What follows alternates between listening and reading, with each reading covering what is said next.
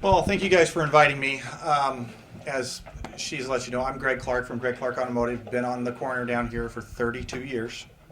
Uh, don't want to go anywhere. Want to be a part of this community. I've brought some things up here, cards and some $25 off coupons and that sort of stuff. But that's not really what I'm here about. This neighborhood, it needs more of us businesses, us small businesses working to. I don't want to say we have a dirty neighborhood, but uh, we have something that's come into our neighborhood that's brought some things in. I'm not going to be very specific, but I think we all know what it is.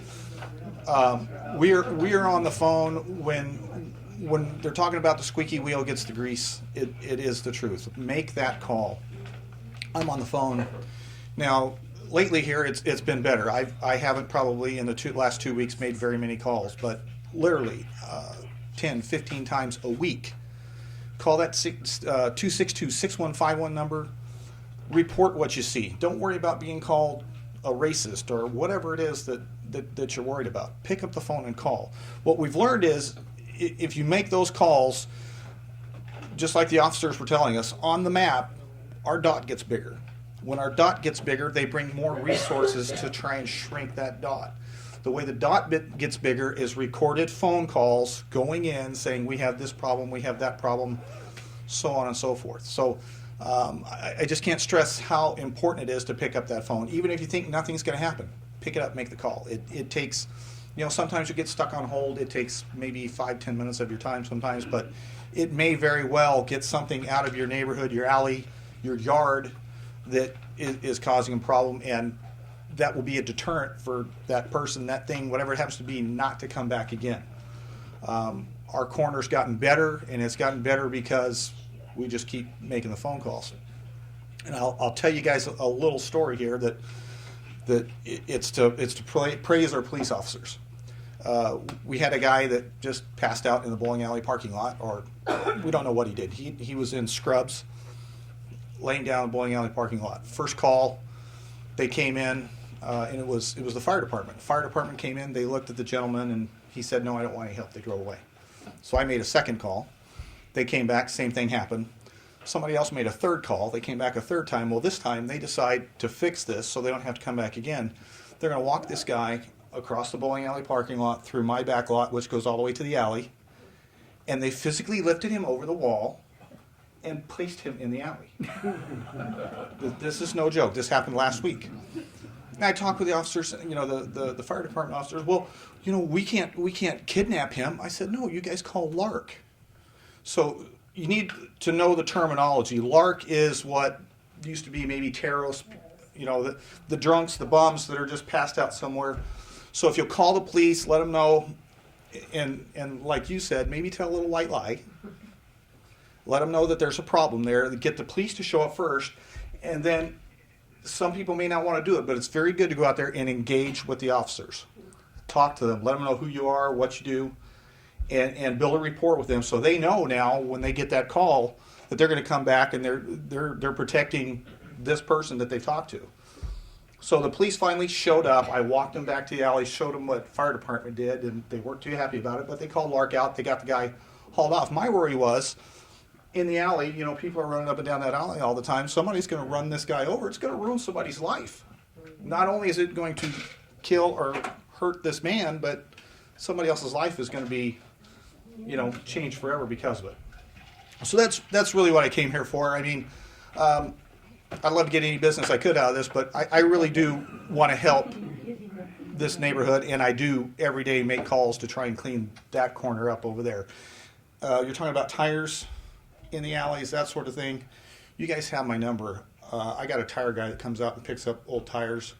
We'll run up there with my truck or one of our vehicles and throw the tires in them, run down to the shop and have the tire guy pick them up. So, Hey, Greg, not everybody might know what your shop does. So are you just kind of a real general automotive? automotive service and repair, pretty much. Foreign, Yeah, domestic? if it's got a motor and wheels, we'll fix it. Okay. That about covers it.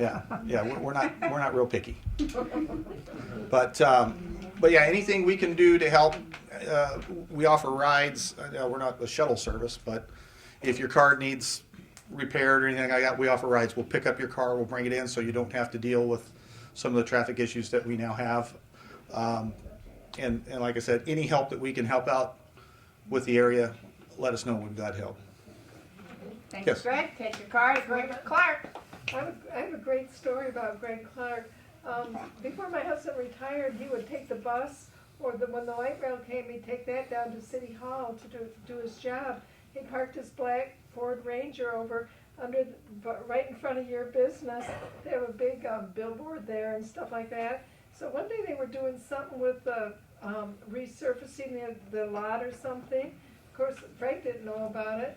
When he got off the thing, they had picked up his truck and moved it so they wouldn't tow it away. So they're the good guys. Thank you. It takes all of us. It takes our businesses, and it takes all of us to support our local businesses in order for new businesses to start coming into this area. We're going to talk about Christown a little bit, and so please use your local businesses, support these people so they stay here. Why poor Greg Clark has stayed here with the crap that has gone on around there, I don't know, but I thank God when our businesses just Yeah, hang anytime in anybody there. wants some good comedy, come over and we'll sit down in the shop and I'll tell you some stories that you just I mean, there's a picture I saw when I went in there of some poor guy. I won't go into the ethnicity part. But he's drunker than a skunk and he's hanging on this pole. And you can see his whole butt. His drawers are at his ankles. And the caption on it is pole dancing in the hood. So seriously, go in if you just want to have a laugh. Because they told me stories. I'm like, oh my God, somebody's chasing somebody with a baseball bat. But because of Greg Clark, the guy at the Chevron they changed management. Well, that's a family operation, and what they've been doing is we've been trying to get their liquor license from them. Well, as soon as they get close to getting that liquor license taken away, they just switch ownership into another family member's name. They finally, for some reason, I don't know what happened over there, but they finally started chasing, the drunk element out now, and they're not. They have a 99-cent 40-ounce beer that they would sell to them, and so we through the police, we let them know what was going on.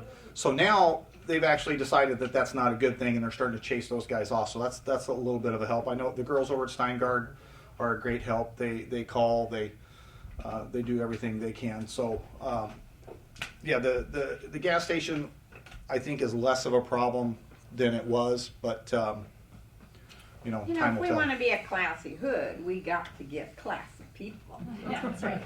So, Like us. yeah. Thank you, Greg, and I Thank you. hope you all will support.